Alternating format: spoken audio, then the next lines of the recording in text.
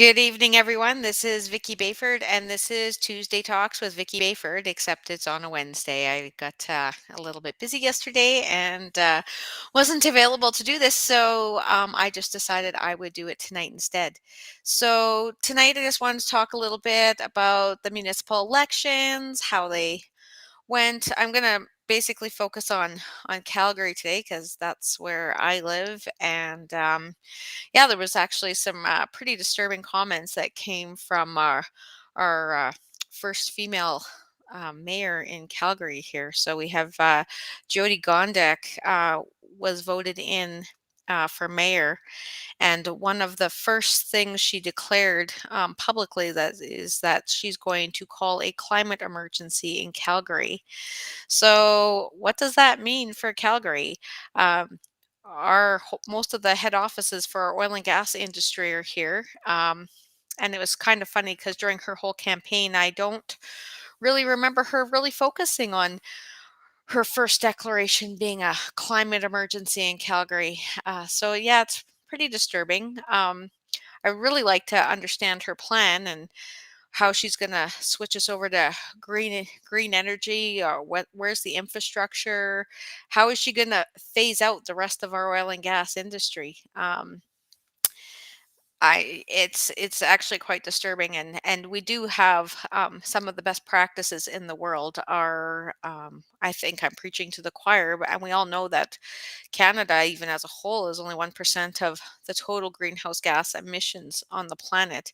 And we basically are almost carbon neutral with all the trees and plants and things that we grow here. So, quite amazing that this new mayor is taking it upon herself to basically kill the rest of the industry that we have left. And really funny, and I guess this is what politicians do. I mean, a few years ago, she was bragging about how the Alberta oil and gas sector was one of the best in the world. So, like I said, quite disturbing. Um, I guess these people will do anything that they're paid to do. So, um, what does that mean for Calgary right now? I'm going to make some assumptions. I'm going to say that we're probably going to end up with more taxes on the air, more taxes on our transportation, and just in general, more tax is probably what that means for the future. They're probably going to make it tougher for, I mean, they don't have any say over the actual provincial regulations, but I imagine she will do something, especially with our transportation and our infrastructure here, to make it far more expensive. I mean, I just really hope that the Calgarians that voted her in this term, I hope they all have wood stoves in their home because it's going to be a very expensive winter when it gets cold. And I don't know if our fuel prices and our natural gas prices are going to be all that affordable for any of us the way that these progressive governments are going and pushing us. And it also makes me wonder, what about our freedom to travel? There's many people that actually even went out and got a vaccine so they could get their vaccine passport so they could travel. And they still might be stuck at home because the cost to fly is probably going to go up astronomically just in fuel prices. So it'll be quite interesting. To see how this government starts restricting our movement. I wonder if they're going to start taxing us on kilometers on our car, or, I would really like to see what these climate emergency policies are going to start to be within the city limits.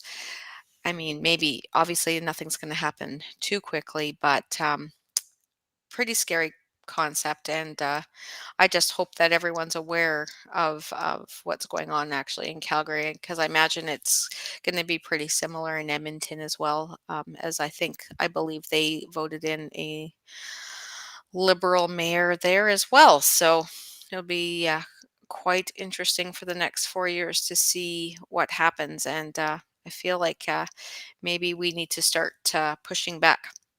And if they do stop us from driving even, um, just because of the price of fuel that's going to go up. And if they do start somehow taxing us higher and making it more more difficult to drive around. We don't even have proper transportation infrastructure in Calgary. I mean, they're still working on a green line that they've been working on for years. They're still like the infrastructure in Calgary itself for bus routes and stuff like that is not the best, or it's actually quite terrible. So to get anywhere around the city on a bus, it actually takes quite some time unless you live in the central part of the city. So pretty scary. So right now, I'd just like to say, for now, I think it's all on all of us now to step up and fight back. We should be consistently making calls to our mayoral office and to our city councilors and make sure that any of these climate change policies that try to get pushed through, at least at the municipal level, that these councilors stand up for Calgarians. As much as 60% of Calgary apparently may have voted for Geordie Gondek, um, or sorry, for even like the Florida and things like that. I think that we have to definitely not allow this to go through. I think a lot of people probably may not have voted for her if she knew this was going to be her first call to action. It's going to be a tough winter, and I think we definitely need to prepare. Um, we have this progressive agenda being pushed more rapidly, and the money printing machine is not stopping. So we should be prepared for some pretty high inflation that probably will get out of control. And I'm not saying this because I want you to panic. I'm saying this that we should just be preparing. I know that the vote on equalization passed to obviously get rid of it or to change it or whatever, however that question was worded. It was a terribly worded question, and I actually makes me wonder. Um, the 40% that voted to keep it if they just didn't read the question correctly, because I have a hard time believing that that many people in Alberta think it's a good idea to give all of our tax dollars to the east and not get anything back for that. So I know I work hard, and I don't appreciate all my money going to the east for social programs that I get no benefit from. And especially when this province is hurting the way that it is, it's time. It's time that we get our fair share. So that's all the bad news from our election, at least from the Calgary standpoint. And let's talk about how we can stop all this. We really need to get behind the independence movement. Um, we have to start getting our memberships. We have to start finding those MLA representatives. We do have in our party program fiscal responsibility, lower taxes, keeping our tax dollars in our province. Obviously, after separation, once we become an independent nation, we will attract investment back into this province, and I have no doubt about that at all. We have to invest back into our healthcare. Our healthcare system is completely trashed, and that's from all the governments that have been taking over. Our education system is mm, obviously, again, there's just so much propaganda and the things that go out to our young people, and what are they really being taught anymore? I think it's more of a propaganda machine than an education system, and we have to fix that. We have to get rid of this meat in the middle, all these bureaucrats that get paid and lobby and do nothing to improve the systems that we have. And we do have to start getting proper infrastructure plans in place as far as our, you know, buses, and we need trains, and we need things that we can deliver things more properly. And of course, we have to start focusing again on getting pipelines and getting our product to market. I mean, that's an important thing. We are not ever going to get away from fossil fuels, at least in the next 50 years. The demand keeps going up, and our share in that market is so small, and it's quite a shame. So we need to find ways to get our product to market, and that is possible through independence. So I think it's really important that people start start getting on board and start moving things forward. We don't have that much time till the 2023 election, and there is a lot of things that we can do, and I know we can do it as a province. So we just have to band together. We need to start supporting our small business again. And I know there's a lot of stuff coming out of the provincial government right now saying that they're supporting small business, but what they're doing, even especially with a lot of the mandates and things like that that are still going on, they are still hurting our small business. So their plan to get small business back, I think is failing miserably. And I don't think that their plan is going to work, especially if they keep running the system that the way they are. The Independence Party program knows that our oil and gas sector, along with creating new industry, is the only way to a sustainable future for this province. Um, and we can't replace one with the other. We can't just create a whole bunch of new industries. We need our oil and gas sector. We need to be in that market. I mean, that is our future. That is what we are good at. So why would we get rid of that? Especially considering we're the most responsible producer probably on the planet.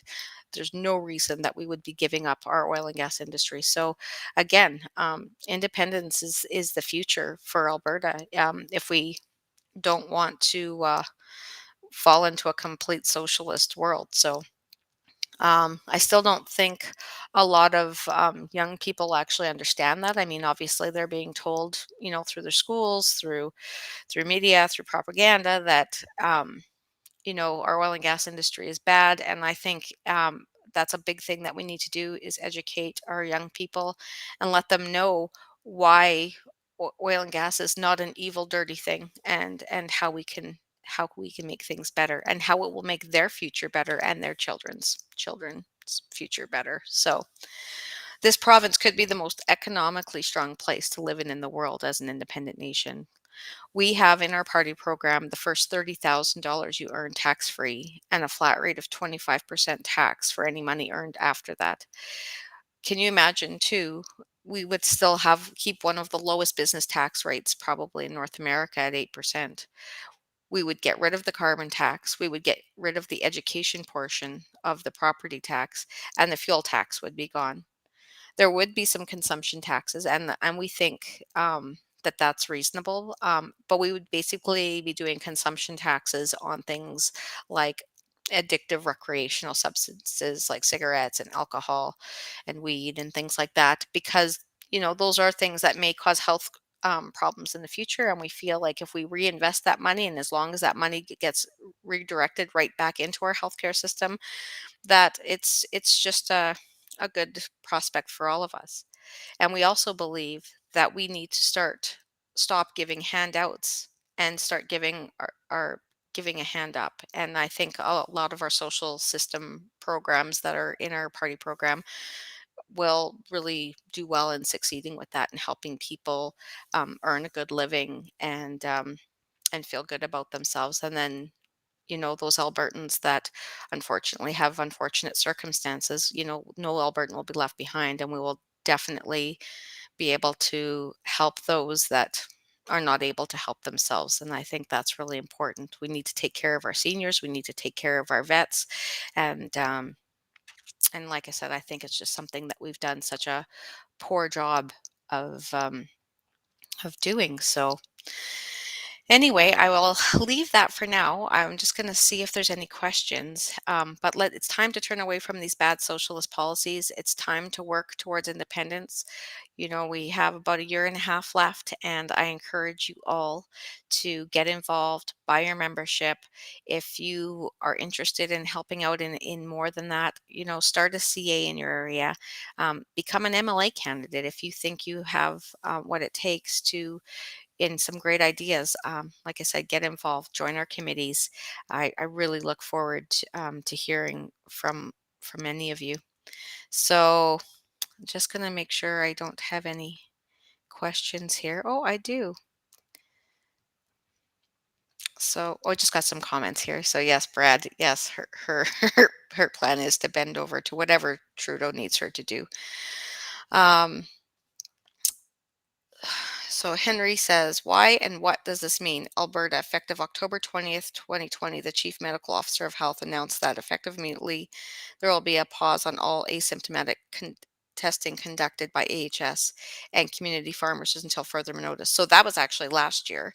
And yeah, so last year, prior to October, AHS was actually uh, just letting anybody come in and get tested. Um, at the testing sites. And then after October last year, they said, unless you have symptoms, not to go get tested. But now, because of the Vax Pass and the REP program that they have in place, you're either required to, to go do social things like go to a bowling alley, go to a restaurant, entertainment things. Now we're required if we choose not to get a vax and we don't have a Vax Pass to show. Um, you can choose to go and pay for a test, and you can't even do the home test because I looked into that where if you because you can buy the rapid test yourself, and you're not allowed to just use your own and show them that you're not sick, and you can't prove that you're not sick by just not being sick either. So again, really great provincial policies. So not really sure what to say about that. Obviously our party is very much against these mandates. Anything that's going to restrict our freedoms and our constitutional rights is it's just beyond, and it's amazing that it has actually come this far in such a short period of time. So, like I said, it's time. It's time for us to all stand up together in one voice and say no. Um, let's work together. Let's make things happen. But without your support, it's really hard for a political party to move forward. So we really need you, and I look forward to working with you all. Anyway, I will shut down for the night, and thanks for joining. And I promise I'll be back here next Tuesday at 7 p.m. I won't make it Wednesday. And you guys have a really great night, and we will talk to you soon. Bye for now.